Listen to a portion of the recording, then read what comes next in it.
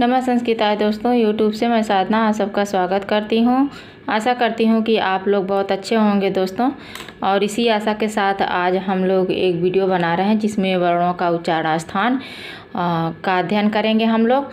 तो आज इस वीडियो में दोस्तों हम लोग वर्णों का उच्चारण स्थान और वर्णों का अभ्यंतर और आवाह प्रयत्न की तालिका को देखेंगे।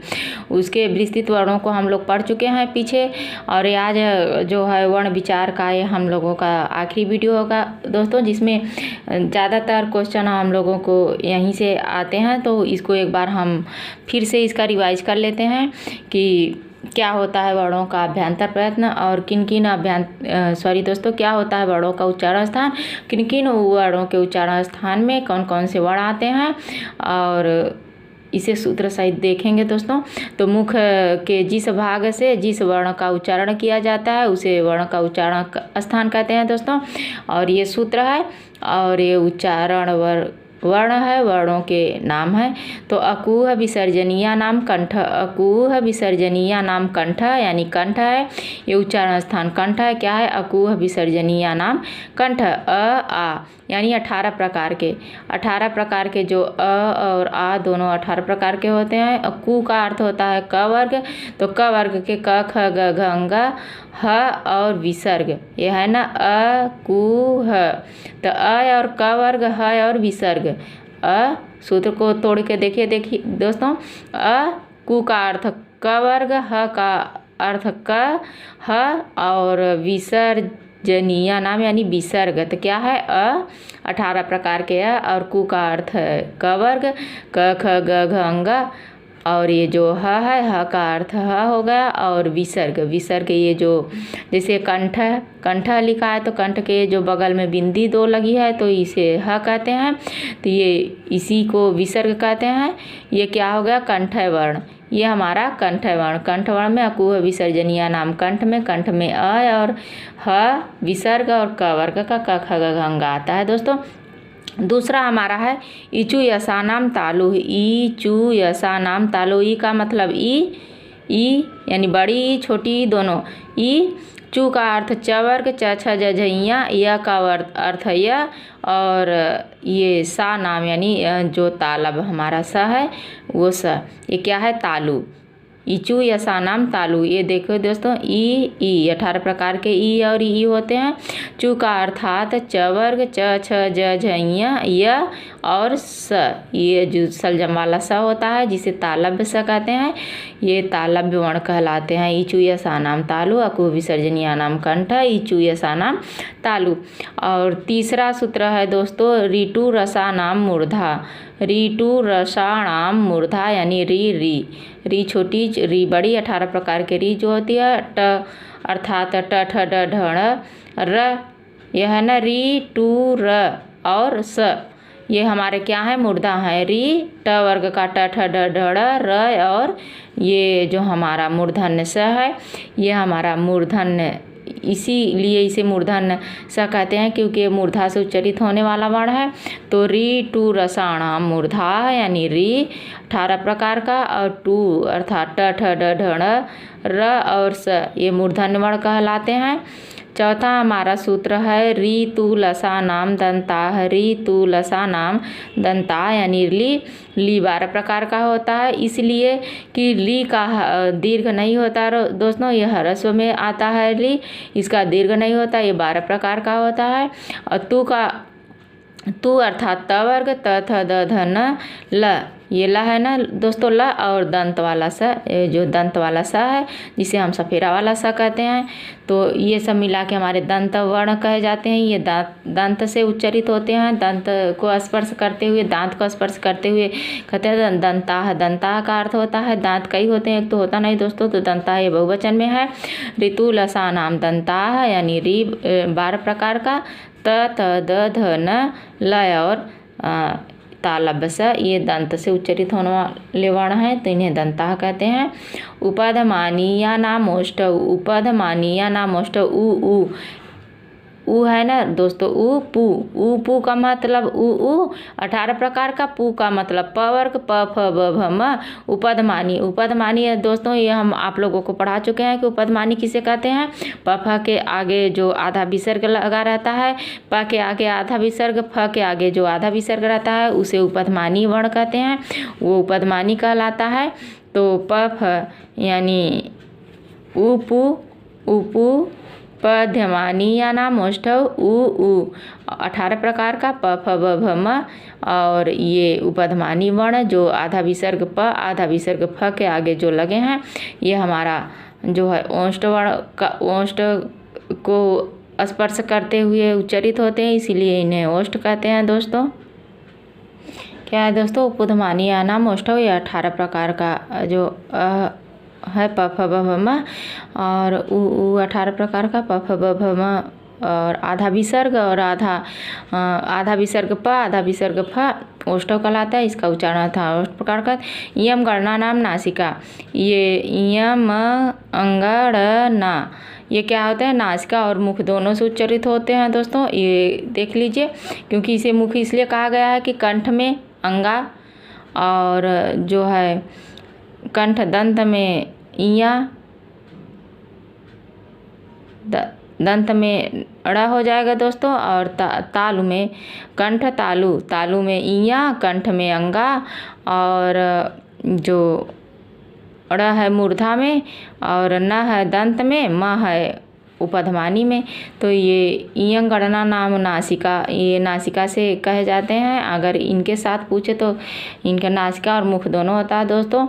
ए दैतोह कंठ तालु, ए दैतोह यानी ए ऐ कंठ तालु वर्ण कहे जाते हैं, ए ऐ कंठ तालु। क्योंकि दोस्तों इसको हम इसके जब पढ़ा रहे थे तो विस्तृत रूप से, तो उसमें बताए थे कि अ और ई से मिलके ए बनता है, और बड़ी ई से मिलके ऐ बनता है, तो अ का कंठ हो गया, ई का तालु हो गया, तो इसीलिए इन्हें कंठ तालु दोनों से कहते हैं।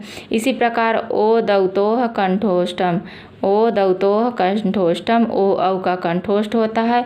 क्योंकि अ और उ से मिलके ओ बना है, अ और बड़ा उ से मिलके अ बना है, तो अ का उच्चारण स्थान कंठ होता है, उ का उच्चारण स्थान है, ये देखिए दोस्तों, उ का जो है ओष्ठ होता है, तो कंठोष्ठ हो गया। वकारस्य दंतोष्ठम, वकारस्य दंतोष्ठम क्या होता है दोस्तों, वकारस्य दंतोष्ठम यह और अ और ई से वह बनता दंतोष्ठ है, तो दंत ओष्ठ यानी उ और ई, उ और ई से क्या बन गया, यह बनता है दंतोष्ठव। तो उ का य में इचु यसा नाम तालु, सॉरी दोस्तों दंत है ना, दंत है, तो दंत है ये है ली, ल है, और त थ द ध न, ल और स दंत हो गया। तो वकार का इसको याद कर लीजिए दोस्तों, ये वह जो होता है दंत और ओष्ठ को मिला के बोला जाता है। जी हाँ मूली जो होता है आधा विसर्ग क आधा विसर्ग ख, जी हाँ मूली है, इसका उच्चारण स्थान जी हाँ मूली होता है। नासिका अनुस्वार से, यानी अनुस्वार जो होता है वो नासिका, इसका उच्चारण स्थान होता है, जो है नासिका का उच्चारण स्थान, अनुस्वार का उच्चारण स्थान नासिका होता है। अब इसको पीछे पढ़ चुके हैं दोस्तों, आइए जल्दी जल्दी देख लेते हैं। कंठ में अ क ख ग घ ह और विसर्ग होता है, और तालु में ई च छ ज झ ञ य स होता है, और ये मूर्धा है, मूर्धा में ऋटु रसाणाम ट ठ ड ढ ड़ र और स होता है दोस्तों। दंत में लिटु रसाणाम दंता है, री त थ द ध न और ल, और ये स ये होता है दोस्तों। ओष्ठ में उ प फ ब भ म उपधमानी वर्ण होते हैं। नासिका में अनुस्वार होता है दोस्तों। कंठ तालु ए ऐ कंठ तालु होता है। कंठोष्ठ ओ औ होता है। दंत ओष्ठ में व होता है। कंठ नासिका अंगा होता है। तालु नासिका इया होता है। मूर्धा नासिका ड़ होता है दोस्तों। दंत नासिका न होता है। ओष्ठ और नासिका म होता है, और जीवा मूली होता है दोस्तों। ये हमारा जो है उच्चारण स्थान का जो है दोस्तों। और आइए दोस्तों देखते हैं अभ्यंतर प्रयत्न का तालिका क्या होता है। अभ्यंतर प्रयत्न 5 प्रकार का होता है। ईसत स्पृष्ट, ईसत स्पृष्ट, ईसत विपरीत, विपरीत और समृत। ईसत अस्पृष्ट में दोस्तों क से ल के म तक के वर्ण आते हैं जिसे स्पर्श वर्ण कहते हैं। और ईसत विपरीत में अंतस्थ वर्ण य व र ला आते हैं। ईसत विपरीत में ऊष्म वर्ण सल प्रत्याहार के अंतर्गत स आते हैं दोस्तों। विपरीत है, विपरीत में अच होता है। विपरीत का अर्थ खुला हुआ होता है। स्वतंत्र रूप से जो स्वर होता है वो क्या होता है, अ ई उ री ली ए ओ ऐ औ। ये हमारा विपरीत है। समृत में एक वर्ण खाली अ आता है दोस्तों, इसे याद रखिएगा। और ये अस्पृष्ट में जो पूरे स्पर्श वर्ण है 25 वर्ण ये आते हैं दोस्तों। ये देखिए दोस्तों, ये हमारा वाह प्रयत्न है। वाह प्रयत्न की तालिका है तो जिसमें श्वास, नाद घोष और खर प्रत्याहार है। क ख ग, क ख, च छ, ट ठ, त थ, प फ, स और स है। और श्वास, नाद घोष हस प्रत्याहार के अंतर्गत आता है। अंग घ, ग घ अंग, ज झ य। ये मतलब ये तीसरा, चौथा, 5वां वर्ण है दोस्तों। ये पहला और दूसरा है। ग ड़ न, द ध न, प फ ब, प ब भ म, य व र ल। ये वर्ण आते हैं दोस्तों। ये देखो दोस्तों, ये हमारा अल्प प्राण है।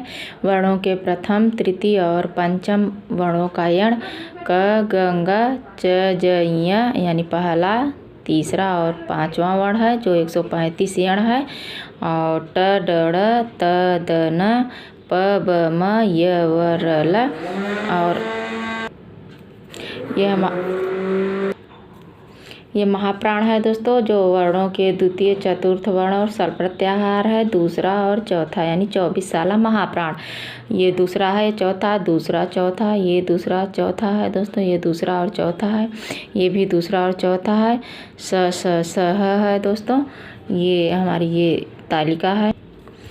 ये हमारा उदात्त अनुदात स्वरित है जिसमें सभी स्वर हैं दोस्तों। उदात्त अनुदात स्वरित अ ई उ री ली ए ओ ऐ औ। उदात्त अनुदात के अंतर्गत सभी स्वर वर्ण आ जाते हैं दोस्तों। ये देखिए दोस्तों, हमारा वाह प्रयत्न की जो तालिका है, ये जो विवार, श्वास, नाद घोष, खर प्रत्याहार, संवार, नाद घोष जो है ये हस प्रत्याहार के अंतर्गत दोस्तों आता है। और ये क्या है, अल्प प्राण। ये अल्प महाप्राण है। ये अल्प प्राण में तृतीय और पंचम वर्ण है। प्रथम, तृतीय, पंचम वर्ण है। और महाप्राण है। महाप्राण में वर्गों में द्वितीय, चतुर्थ और सल प्रत्याहार का वर्ण है। उदात्त अनुदात्त जिसमें सभी स्वर हैं दोस्तों। आशा करती हूँ कि ये वीडियो आप लोगों को पसंद आया होगा। और जो भी बात हो कमेंट बॉक्स में दीजिए दोस्तों, और फीडबैक दीजिए, हमें सलाह दीजिए। आप लोगों की सलाह सराखों पे दोस्तों, थोड़ा सा हमें मार्गदर्शन करिए कि हम और कैसे इसको थोड़ा सा अपने ही उसमें और अच्छे से करने की कोशिश करूं दोस्तों। नमस्कार।